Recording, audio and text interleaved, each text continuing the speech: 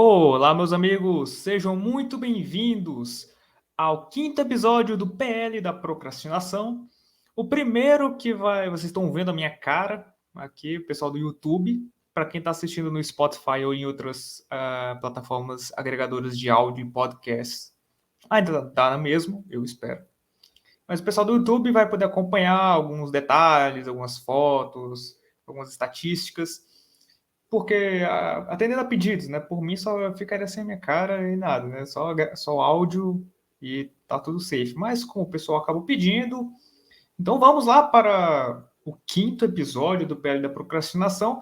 Quem tá vendo no YouTube, não se deixe de se inscrever, dar o like, comentar para falar com a gente. Se você gosta do conteúdo, só chegar no Pix, galera. É adão@proximadimensão.com.br. Para quem está chegando agora, eu comento os jogos da rodada que eu vi. É uma espécie de resumão e depois a gente encerra com uma tabela, os próximos jogos e tudo mais. A quinta rodada não necessariamente termina agora, porque tem alguns jogos realocados no meio da semana e não vai dar para comentar eles, né, gente? Foram realocados por conta da morte da rainha, que teve vários jogos que foram adiados e etc. Certo, pessoal? Os jogos que eu vou comentar hoje vão ser United 2, City 1, Forest 2, Leicester 0, um pouquinho de Chelsea Palace, que eu não vi os 90 minutos, mas eu vi bons momentos, o Tottenham e Arsenal, que é o derby do norte de Londres. Olá, pessoal.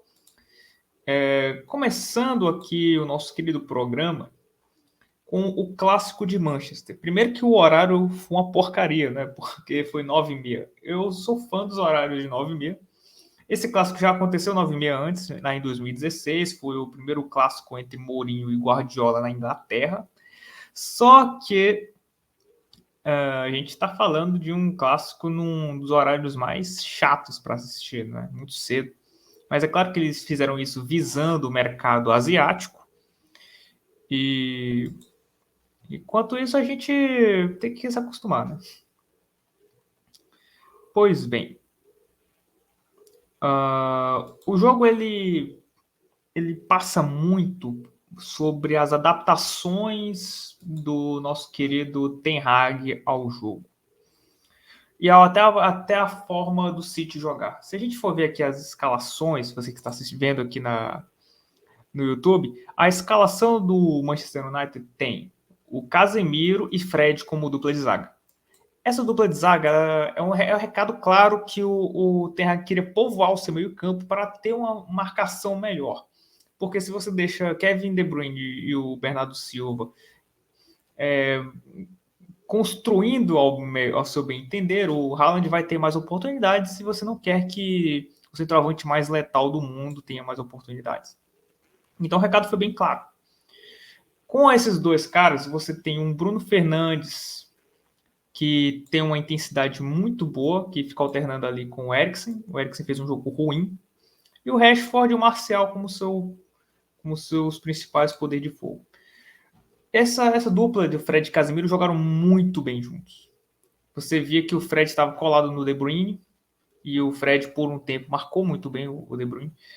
Só que o Manchester United, apesar de ter conseguido romper essa construção do Manchester City, que é uma construção que está tendo problemas nessa temporada, eles não conseguiram ter chances necessárias para fazer com que eles tivessem chances muito claras e colocar o primeiro marcador do placar. E o primeiro tempo saiu com aquela sensação seguinte: nossa, o Manchester United conseguiu fazer uma estratégia defensiva muito boa. Só que ofensivamente ainda está nulo. O Manchester City ainda conseguia controlar relativamente seu jogo. E o Manchester City, obviamente, melhorou no segundo tempo. Você via que a construção do Manchester City estava mais vertical, estava mais acelerada. O Manchester City estava povoando mais a área do Manchester United. E acabou no lance do cruzamento do De Bruyne, que o De Bruyne está mal, jogou mal apesar dessa assistência, mas aquela coisa, você tem o cara world class no time, uma hora ele vai resolver, e o gol do Grealish. E aí a gente vai ao primeiro ponto que eu gostaria de abordar junto com vocês. O Manchester City, pós-gol, ele tá devendo. Não é a primeira vez que o Manchester City toma um revés depois de abrir o marcador. Isso já aconteceu com o Everton. E não é uma coisa recente. É como se o Manchester City não conseguisse mais controlar os jogos. Na temporada passada, a gente via o Manchester City sendo o melhor controlador de jogo do mundo. Eles controlavam os jogos, mesmo sem tanta, digamos, magia, sem tanta ofensividade. Eles controlavam o jogo com a posse de bola, ou até mesmo sem a posse de bola. O outro time não conseguia nem atacar e ficava sufocado dentro da marcação-pressão do Manchester City. Mas isso não tem acontecido. Os times eles têm conseguido encontrar maneiras de sair dessa armadilha criada pelo Guardiola e conseguido reagir dentro dos jogos. Ou seja, o Manchester City pós-gol está deixando a desejar, e por muito. Mas, contudo, todavia, entretanto, o gol do Bruno Fernandes não existe, cara. Foi um gol extremamente roubado, cara. A palavra é essa. Porque você viu o jogo, não posso mostrar os melhores momentos aqui, né? Antes que a Premier League derrube esse canal. É o Rashford. É o Rashford, ele participa da jogada traindo o Akanji, e o Bruno Fernandes, ele grita para ele não tocar na bola e chuta. E você vê que o Bruno Fernandes ele fica completamente maluco, o cara vai partir para cima do Bandeira e acaba validando o gol. Ele praticamente, assim, ele ganhou o gol no grito, por assim dizer. E o segundo gol veio consequência desse momento do Manchester United a partir desse gol. Mas, assim, a virada foi totalmente condicionada dessa decisão absurda da arbitragem. E você pergunta, bom, por que o VAR não anulou? É porque é aquela questão subjetiva. Mas mesmo assim, eu acho que é lance para rever, cara. É um lance de gol. Acho que todo gol tem que ser revisado.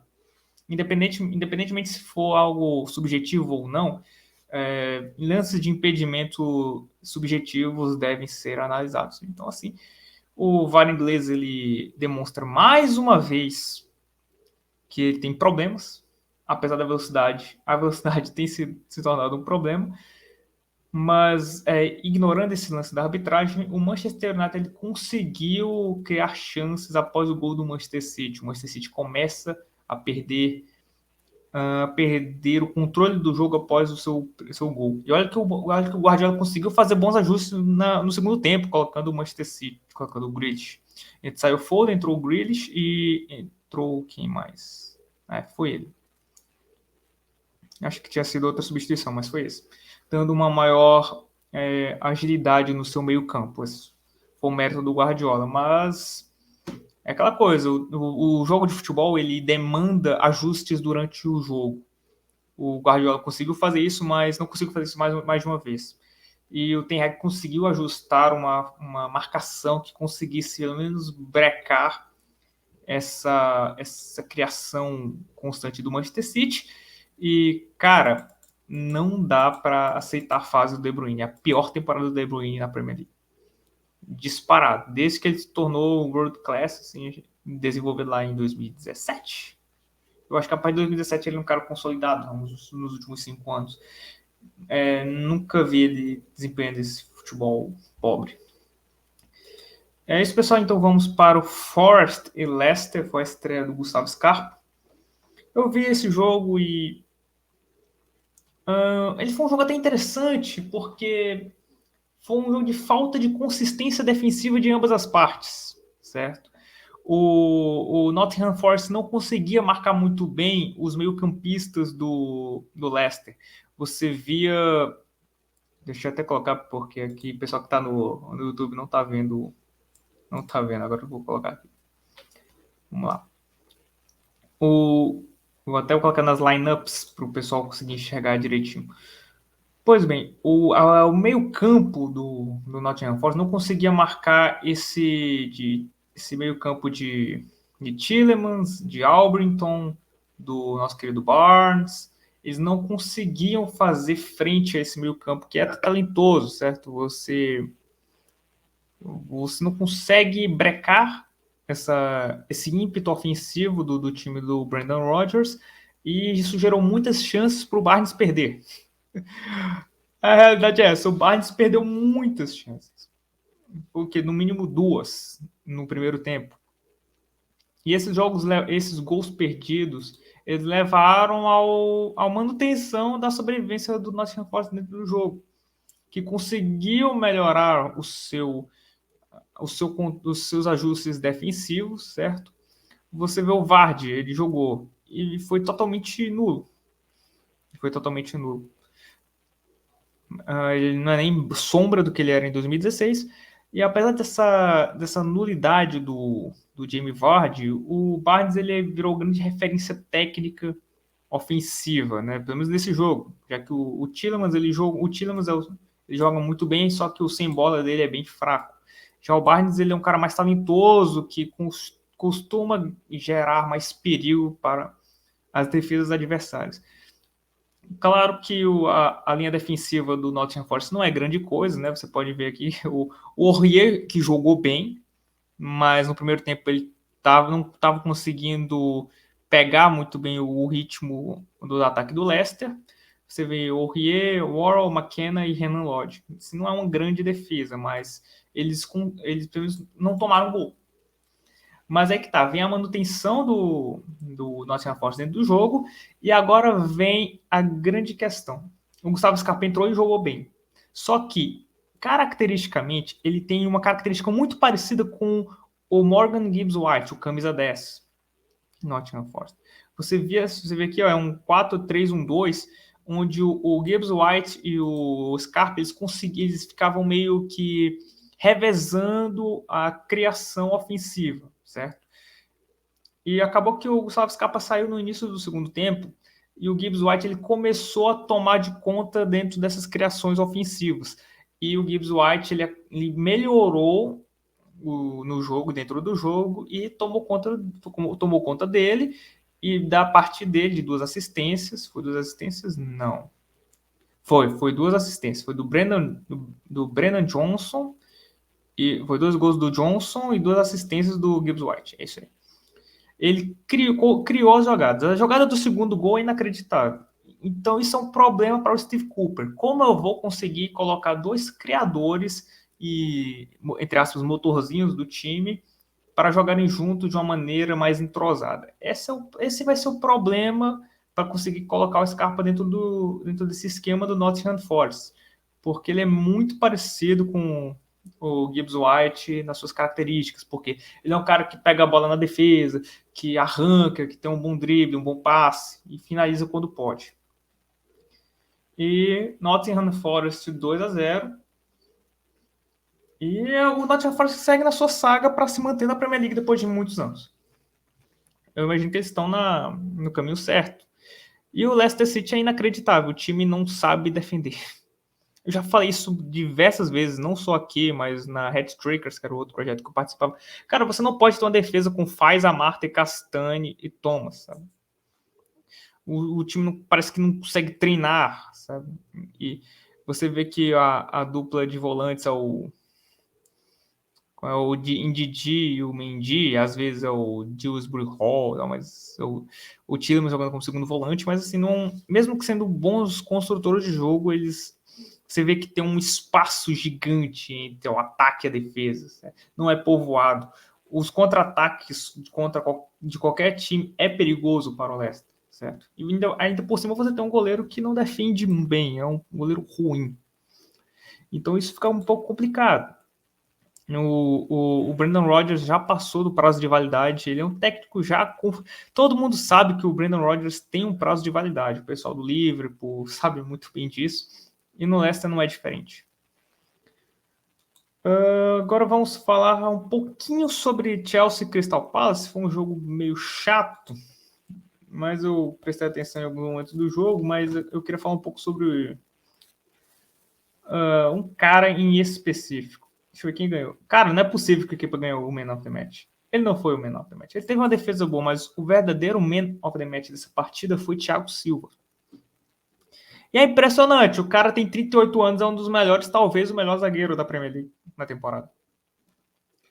impressionante. O cara, ele tomou de conta dessa defesa. E olha que o time do Chelsea sofreu, porque o Crystal Palace tem jogadores físicos, rápidos, e no final do jogo eles cruzaram muitas bolas. Teve uma bola cabeçada do Thiago Silva que, se não fosse ele, era gol. E assim, foi uma marcação, foi uma atuação perfeita do Thiago Silva. É impressionante que ele, com 38 anos, ele é melhor que todos os zagueiros jovens brasileiros. E isso já é meio preocupante para o ciclo de 2026. Porque assim, o seu melhor zagueiro é um cara de 38 anos que vai chegar com 41 para 42. Problemas para a CBF. E o Chelsea, ele jogou. Ele foi meio que na volta da pandemia, eu acho que ele enfrentou o Bournemouth, foi a última vitória. E lembrou muito esse jogo. Com exceção que o Mason Mount não jogou bem. É o fato que o Chelsea consegue jogar bem os primeiros tempos, mas o time esfarela no segundo e toma muitos riscos. Você vê que é uma construção, que você vê que o Graham Potter está começando a criar uma ideia, que o time já começa a melhorar um pouco digamos assim, a energia entre eles, o entrosamento das jogadas, o tempo de bola, principalmente nos cruzamentos, nas saídas de bola, nas construções ofensivas. Isso já parece estar melhorando, mas ainda está faltando muita coisa. E eu não sei se o Graham Potter vai ficar até o final, porque o Chelsea é um time que está investindo muito dinheiro. Os caras pagaram 100 milhões de euros num cara que está na primeira temporada boa dele, mesmo sendo um cara que muito provavelmente tem muita habilidade. Mas, assim, é um tiro no escuro total do Chelsea.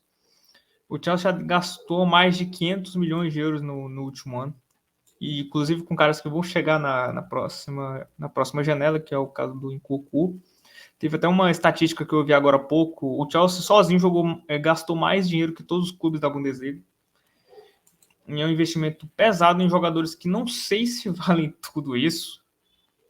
E, assim, o Chelsea tá no all-in. O novo dono deles está queimando dinheiro, porque imagino que eles queiram um resultado a curto prazo e ao longo prazo ao mesmo tempo, porque está contratando vários jogadores jovens. Lembra um pouco a estratégia do Arsenal há 2 temporadas atrás, na janela com Odegaard, Ben White. Mas mesmo assim é muito mais grana. Sabe? O Arsenal gastou 120 milhões de euros, agora é bem mais que o dobro. Acho que é até o triplo que isso. É isso, uma vitória para dar uma desafogada, mais 3 pontos na conta do Graham Potter. Tá na meio de tabela, mas é melhor que perder, né?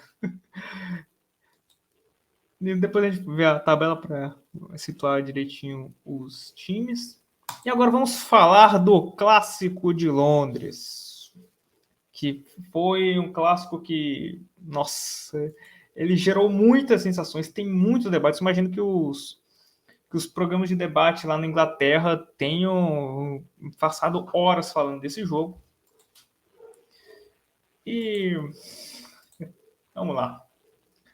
Por onde a gente começa? A gente começa com uma coisa que eu sempre achei que o Tottenham era muito bom. Vamos lá. Um dos meus argumentos sobre o Tottenham da era Harry Kane,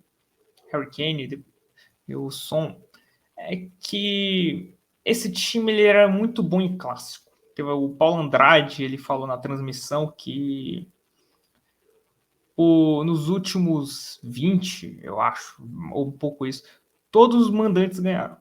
Não, ou melhor, os mandantes sempre ganham. Ou empatam, assim, não tem vitória de visitante, o que aconteceu hoje. Mas, assim, uma coisa que tem uma característica do Tottenham dos últimos 10 anos, é ganhar clássico. Contra o United, eles ganham, teve até uma goleada uma vez, tão distante. Contra o Arsenal, o Kane já se tornou o maior artilheiro do clássico. Você vê que contra o Manchester City, na abertura da Premier League da temporada passada, eles ganharam. Tem vários exemplos de vitórias em clássicos do Tottenham. Mas agora eles não estão ganhando nenhum clássico, cara. Vê? O rendimento bom do Tottenham em clássico já está indo por água abaixo. pode sinalizar que a era Harry Kane e Son já está indo por água abaixo. E isso via muito porque no auge dessa dupla, eles ganhavam os jogos. Ele podia ter um time que não era tão bom, mas eles ganhavam. Eles tiravam coelhos da cartola. Isso sequer acontece mais. O Son está fazendo uma temporada muito ruim. Muito ruim. A temporada do Son é péssima. Ele perdeu um gol que ele não costuma perder. Mas o que virou o Son nessa temporada? Né? Essa temporada é muito ruim do Son. Você também tem o Harry Kane, que foi muito apagado, teve 2 lances sem muito perigo. E o resto disso é um time que tem vários jogadores extremamente duvidosos, cara. Vamos lá, vamos pegar aqui a escalação do Tottenham. Lloris, Dyer, Christian Romero, Lenglet, Doherty, Højbjerg, Sarr, Sessegnon, Son, Kane e Kulusevski. Cara, olha essa escalação, velho. Mas eu já falei isso 1000 vezes. Mas agora nem quando o seu camisa 7 e o seu camisa 10 costumam resolver, agora fica muito difícil. Uma partida muito ruim dos defensores do Tottenham. Tomaram o amarelo muito cedo. O Romero, o Lenglet. Essa escalação de 3 zagueiros do Conte não funciona mais. Ah, e detalhe, o treineiro é muito bom, né? O pessoal ama o Antônio Conte. O Antônio Conte é um técnico que eu gosto porque ele é vibrante e tudo mais, mas, cara, ele é um péssimo manager, cara. Não, no sentido literal da palavra. E você pega a janela de transferência do Chelsea de 2017. Eu vou colocar aqui, cara. Porque eu não sei mexer no. Deixa eu ver bem aqui, eu vou pesquisar. Janela de transferências Chelsea 2017. Quando o Chelsea foi campeão em 2017 da Premier League, deram um cheque em branco para o Antônio Conte, né? Opa, cara, você ganhou a Premier League, faça o nosso projeto para o futuro. Aí vamos pegar aqui a janela de verão do Chelsea. Os caras contrataram o Morata a 66 milhões de euros. O Morata ele até estava hypado assim, na época, mas flopou no Chelsea. O Bakayoko contrata até 40 milhões de euros do Mônaco, que tinha acabado de ganhar a Ligue 1. O Drinkwater, cara, quase 40 milhões de euros no Drinkwater. Onde esse cara tá hoje? O Rudiger foi acerto, grande jogador, 35 milhões. O Zappa Costa, o Emerson Palmieri, o Giroud por 17 milhões, esse foi até ok. No Chelsea, claro, foi bem. O Barkley, que não rendeu. O Ampadu, mas esse aí foi bem mais barato. Cara, olha isso, velho. O cara gastou 260 milhões de euros. Ele saiu com o balanço no negativo aqui. Então, você percebe assim, que o Antônio Conte não é um cara que sabe montar bons elencos. Cara. Ele nunca soube montar bons elencos. Quando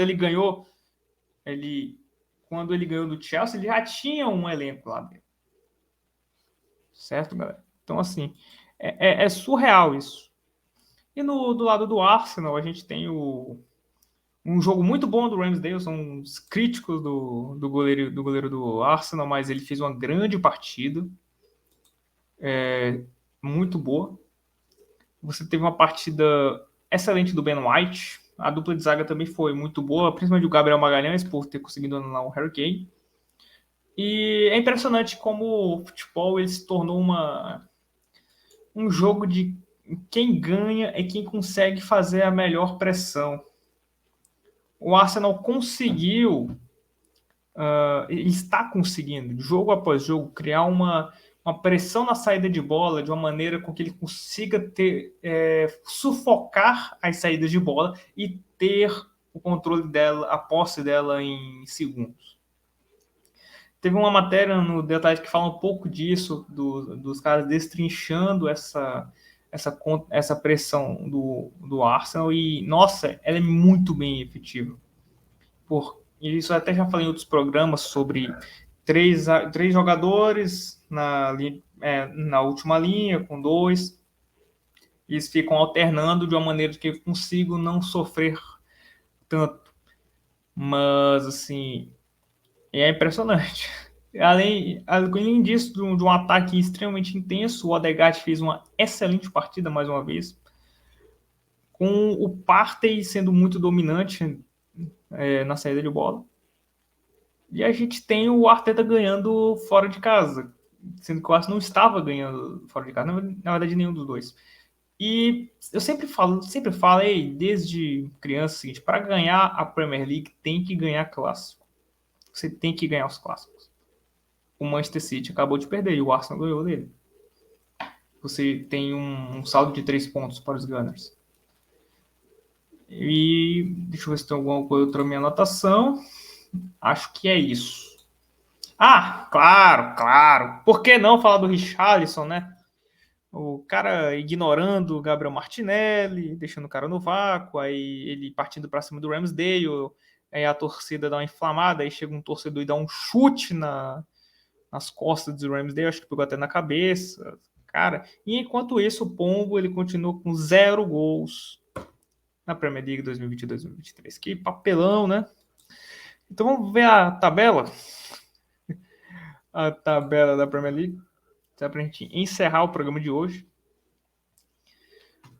O Arsenal com 47 pontos, o Manchester City com 39, são 8 pontos. O Newcastle, que ganhou do Fulham de uma maneira inacreditável com o pênalti o pênalti do Mitrovic, com 38 pontos, e igualado com o Manchester United com 38. Ou seja, vocês podem ver que o Tottenham já está começando a cair na tabela com 33 pontos, já está 5 do G4. Nos últimos 5 jogos, ele ganhou 2 e perdeu 2 e empatou 1. Bom, o Arsenal ainda tem o Manchester United no próximo domingo, junto com o Manchester City Tottenham, viu? Que vai ser nessa quinta-feira agora. Na parte de baixo a gente tem o Southampton, que ganhou do Everton, que eu não consigo acreditar nesse resultado até hoje.